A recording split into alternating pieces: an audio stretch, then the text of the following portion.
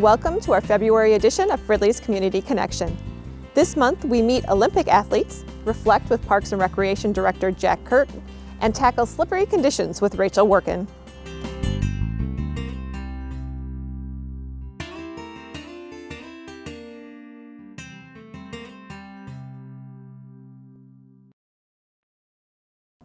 Thank you for joining us. I'm Raquel Strand, and this is Community Connection. All eyes will be on South Korea this month as they host the Winter Olympics. But did you know that a few of those athletes train right here in the Northwest Twin Cities? We caught up with the Olympic curling team at the Fogarty Arena in Blaine as they prepared to bring home the gold. I was about 10 years old when I started curling in Madison, Wisconsin. It was something my dad did, and I got interested watching him play, and so I became competitive. My parents actually ran the Duluth Curling Club when I was born, so I hear from the members in the club that they saw me sleeping in the roasting pans in the kitchen as an infant. So I didn't really have a whole lot of choice but to get involved in the game, but it's an easy sport to get involved in with the great people in the club. And I think I started playing maybe around 12 years old, somewhere in there, so I've been playing over 20 years now. The Madison Curling Club has always been full of Olympians, and so right away I saw them and was impressed by them and inspired to kind of start my journey towards the Olympics. It took me 20 years, but it's been a great ride. So my first time curling ever was at the St. Paul Curling Club, which has been around for over 100 years. And my grandpa is from Canada, so he played the game. And then my mom was like, hey, let's go try this game your grandpa used to play with his buddies. So we all went down to the club when I was 10. Me, my mom, my dad, my sister, my brother, and we all tried it at the same time. And kind of just got the bug from there. The great thing about curling is that everyone can play it. All age groups can come out and play curling. I've played with 8-year-olds and I've played with 80-year-olds. It makes it a great family sport, and it's awesome. There's also different areas of curling, so you can play at the club level and you can play at a competitive level. It's the best bunch of people you could find in any walk of life. It's just such a tight-knit community. Even at the top levels of the sport, outside your own club. I mean, anywhere you travel in the world where there's a curling club, there's always going to be friends there for you. There's always a place to stay, somebody to have a drink with. People really support each other, top to bottom, and I'd have half the friends I have in the world if it wasn't for the sport. It's a really tight-knit community. Everyone's friends with everyone. Everyone knows everybody, and it's really unique in that way, I think.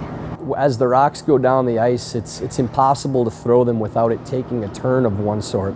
So if you were trying to throw it in a straight line, it's going to take a turn regardless at some point. So it curls because you're either turning it one direction or the other, and the rock will take like a curved path down the sheet. So it kind of curls in one direction or the other, and that's how the sport gets its name. We put on different turns when we're throwing a stone. In turns and out turns, they go clockwise and counterclockwise. So the more rotation a stone has as it's going down the ice, the straighter it's going to go. We also help manage that with sweeping. The more you sweep a stone, the straighter that's going to go as well. So if I'm playing a hit, I want to take out my opponent's stone. If the rock is starting to curl too much, I'm going to have my teammates sweep the rock to make it go straighter so that we can get better contact with that other stone.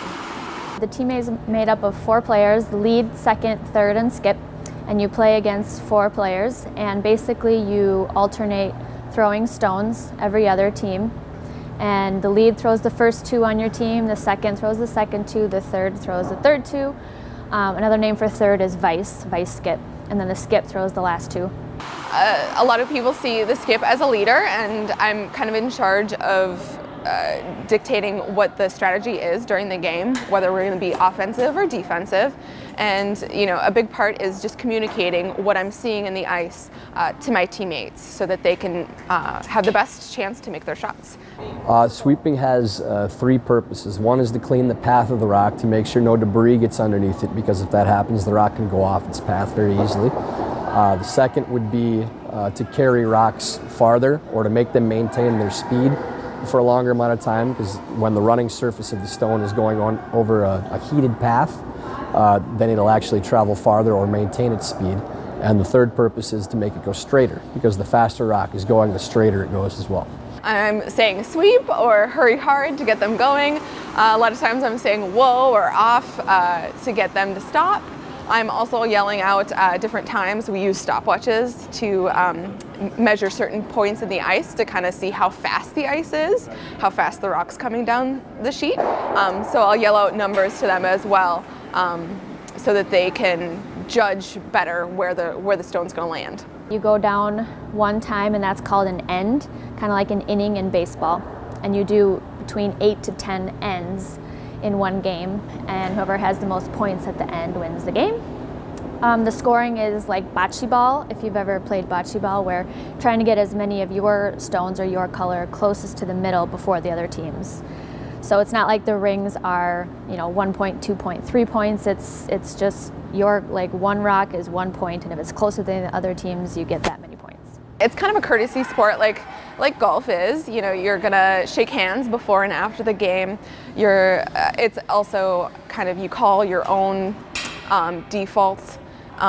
So if you tap a rock with your broom, it's called a burn stone. So that rock gets pulled, and it's kind of the person takes ownership, whoever burnt the stone, of saying, I burnt it, and then that rock is pulled out of play, or they decide what they're going to do with it. The end goal in the back of your mind is always to get to the Olympics. So, our average training day in the years leading up to this would be when we're not working, because we all have regular jobs too. Get into the gym whenever possible, 4 or 5 times a week probably. Practice pretty close to the same amount, playing as many of the top tournaments as we possibly can to measure ourselves against the best teams in the world to make us a better team. And then still try to figure out family time and work time after that too. It's definitely hard sometimes. You miss out on friends' weddings, and you miss out on some key things in your friends' and family's lives, but it's just the way it is, and they know that. They know you're training for the Olympics, so you do your best. I think anybody that plays a sport that's in the Olympics, if they take it seriously, that's the end goal.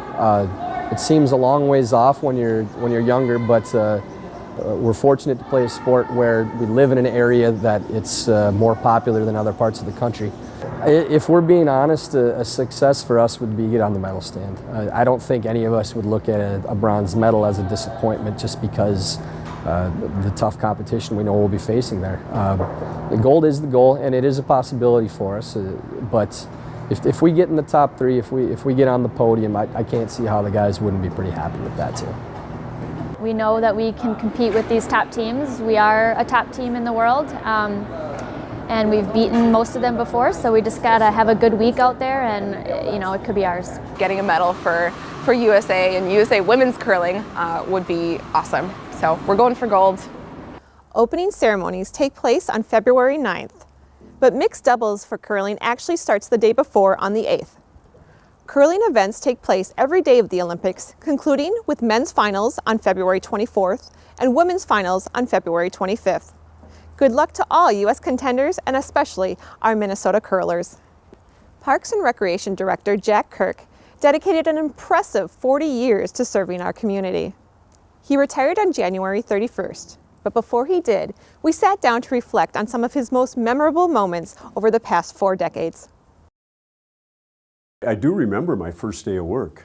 I remember leaving that night after I'd gone to the city council meeting with the director, and it was like 10:15 at night, so it was like a 14-hour day, my first day, and I just remember I met so many people, and over the next I'd say couple months, I met so many individuals from this community. I had to meet all the other city employees, and that was important to get to know them, but I met people from the school district. I met people from various community organizations, the Lions Club, the JCs, the Chamber, met people from the business community, and it was almost overwhelming. I met so many people, but extremely valuable, because as we moved on and did programming and we worked with these organizations and sponsorships, those connections were just extremely valuable.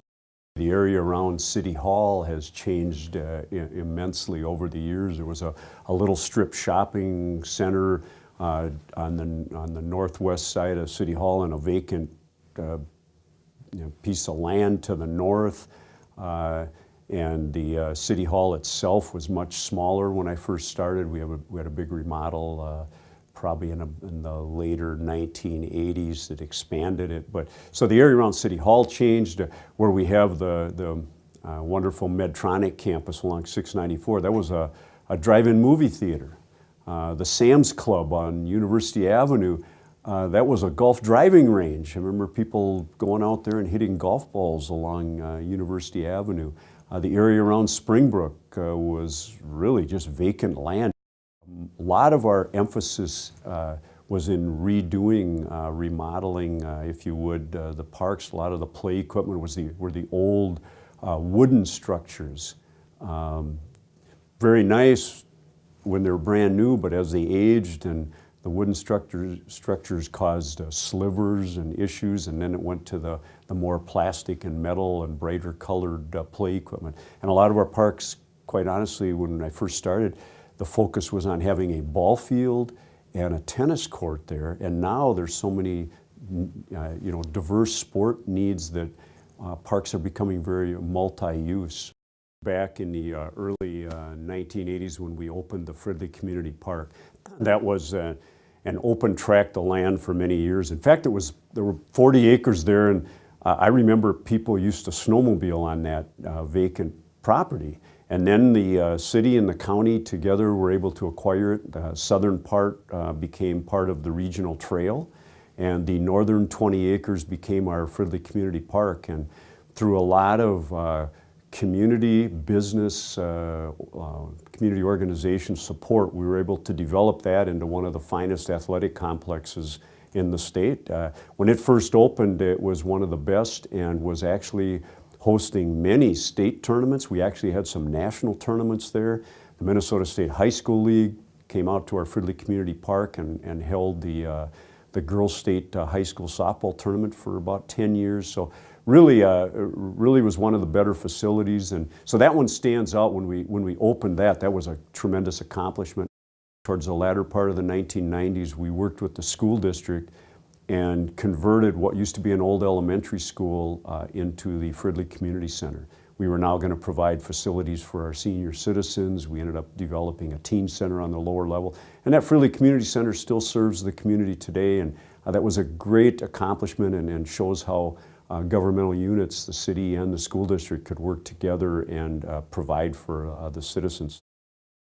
I can't help but mention the Springbrook project. When I found out we got the grant from the state of Minnesota, the $5 million that was going to allow us to move ahead with making what is one of the nicest nature centers in the area. So finding out we got the grant and then actually being there for the, once we completed the building and the grand opening, those occasions really stand out in my mind. I actually was up at our Fridley Community Park. It was a very, very hot and humid day. Extremely humid. You'd walk across the room and you were perspiring. It was just really a strange day. And I was the tournament director for a state youth girls softball tournament. And so it was right around 5 o'clock, and I was registering teams. Teams were just arriving. The first games were set to begin at 6 o'clock.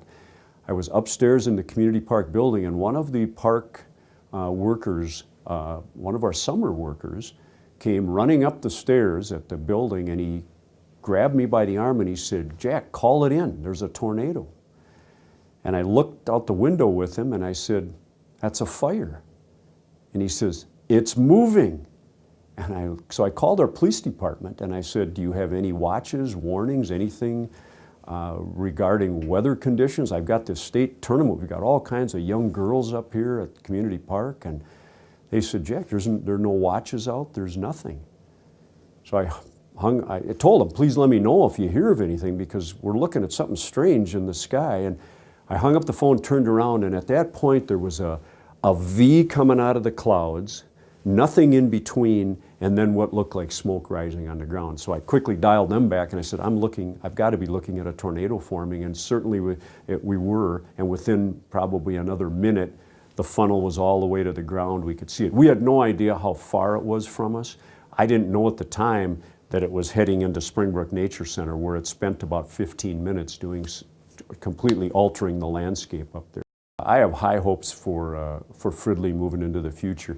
We have a new civic campus currently being built, and it's going to be a public-private partnership as the private sector comes in and puts in some amenities into that development. And I really think that has the opportunity to revitalize the University Avenue corridor and revitalize the community and energize the community.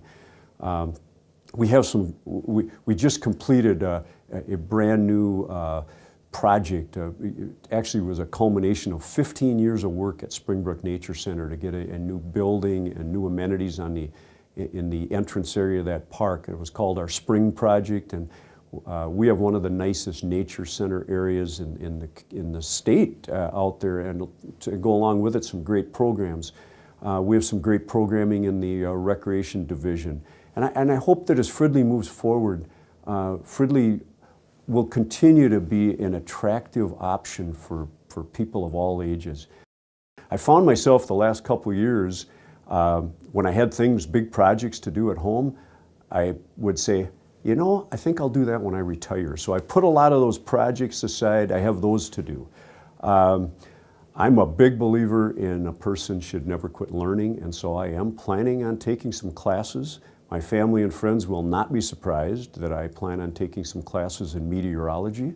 Always been kind of a weather junkie, if you want to call it that, and been fascinated by weather, so I do plan on taking some courses in that. My favorite sport pastime is golf, and I plan on playing more. Seems like the last few years I haven't been able to play as much, but I plan on doing that more. I like to stay active, stay fit, and I'll continue to do that. And last but not least, I have 4 wonderful grandchildren who are very active. And they're in school activities and sport activities, and I quite honestly have had to miss a lot of those activities while I'm still working, and I plan on being able to go and take in those activities and enjoy the life my grandchildren are living, and get to see them grow up. So anyway, that's kind of what's on tap for Jack Kirk. Well, our typical Minnesota weather can't decide if it wants to be cold or not so cold, which can make for slippery conditions. Here's environmental planner Rachel Workin with some tips on how to handle those driveways and sidewalks. Hi Fridley residents, my name is Rachel Workin and I'm the city's environmental planner. It's that time of year where melting snow leads to icy conditions on our sidewalk. Maintaining our sidewalks free of ice is important to maintaining Fridley as a walkable community, but it's important that we don't use too much salt. Today, I am here to share 5 tips for smart salting here in the community. As many of you know, most drains in the city of Fridley lead directly to the Mississippi River. That's why it's so important that we salt correctly. My first tip is to shovel early and often. The less amount of ice and snow on the sidewalk, the easier it will be for salt to melt the ice. My second tip is to only use salt when it's the right temperature. If it's too cold, salt will not work. That's usually when it's less than 15 degrees. My third tip is to use sand if it's too cold for salt to work. The fourth tip is to sweep up any extra sand or salt once the ice has melted. Just 1 teaspoon of salt can contaminate up to 5 gallons of water, and salt doesn't break down over time, so that salt will stay in the water and harm fish. So how much salt should you use? My 5th tip is to leave 3 inches between every granule of salt. Any more than that is too much. Using a hand spreader can make distributing the right amount of salt a lot easier. Thank you for practicing smart salting this winter. If you have any questions on how to apply salt on your sidewalks or the effects of salt on our aquatic ecosystems, please give me a call at 763-572-3594. Now let's see what the Fridley City Council is working on. Here's City Manager Wally Weisapel with the January Council Update. Hi, welcome to the City Council Update. I'm Wally Weisapel, City Manager, and here's what the City Council was up to on January 8th and January 22nd. As always, they met in a conference before their City Council meetings, and there they heard reports and updates from the Community Development Department on various projects that are taking place within the city. They also heard an update from the police department on use of force and actually got to see a couple of demonstrations. And then they heard a report about pollinators within the city of Fridley and have asked the city staff to move forward to promote some policies with regard to pollinators, bees, and that type of thing. At the regular city council meetings, the city council approved a telecommunication ordinance change. They also approved the final adoption of Charter Chapter 7, and then also approved plans for improvement at the Lock Park filtration plant.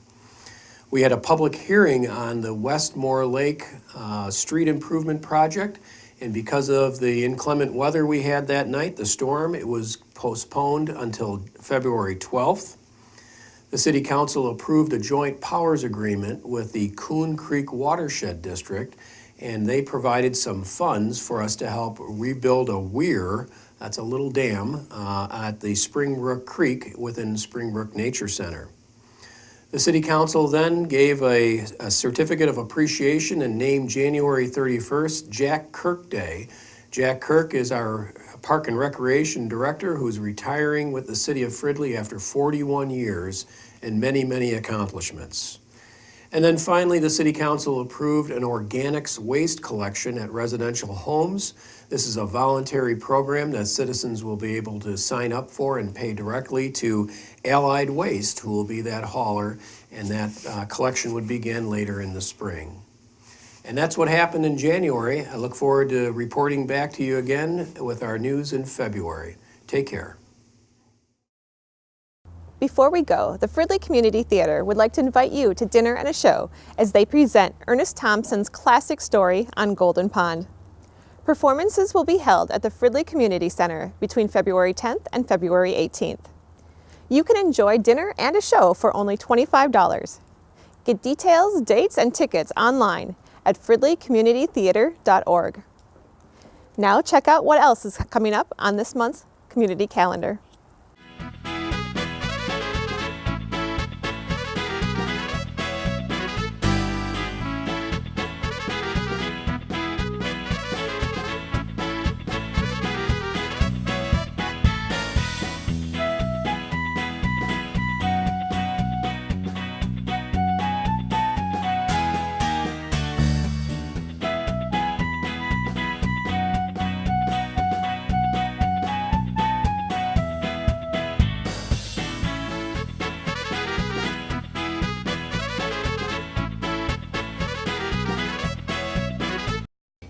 In 2018, we want to flood social media with all the stories that make Fridley great.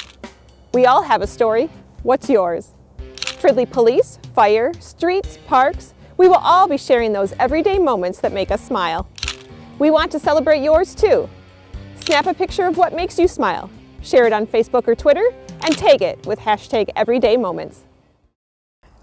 Just a quick reminder, city offices will be closed on Monday, February 19th for President's Day.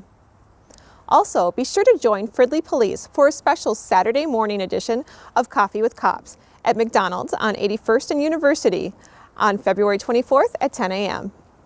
There's a lot going on in the city, and there's a number of ways that you can stay in the know. Check out our website at fridleymn.gov, where you can also subscribe to email updates, follow the City of Fridley on Facebook and Twitter, or watch for the city newsletter in your mailbox. The next one will come out early March. That's all for this edition of Fridley Community Connection. I'm Raquel Strand. Thank you for watching.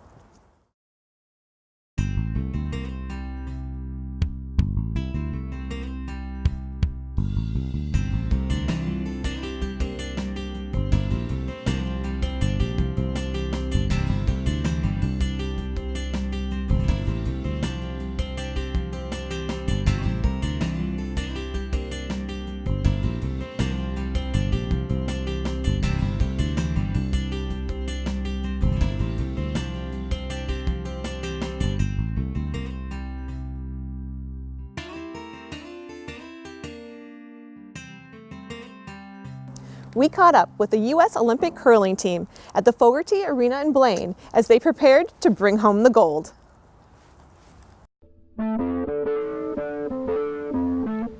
This has been a production of Fridley Municipal Television, Channel 17. Thanks for watching.